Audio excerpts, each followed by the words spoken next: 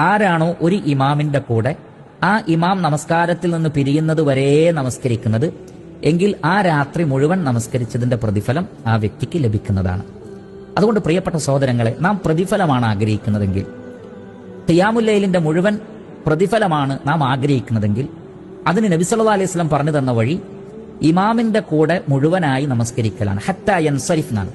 ഇമാം സലാം വീട്ടി പിരിയട്ടെ, അതുവരെ ആ ഇമാമിന്റെ കൂടെ നിങ്ങൾ നിന്നാൽ നിങ്ങൾക്ക് ആ രാത്രി നമസ്കാരത്തിന്റെ മുഴുവൻ പ്രതിഫലം ലഭിക്കുന്നതാണ്.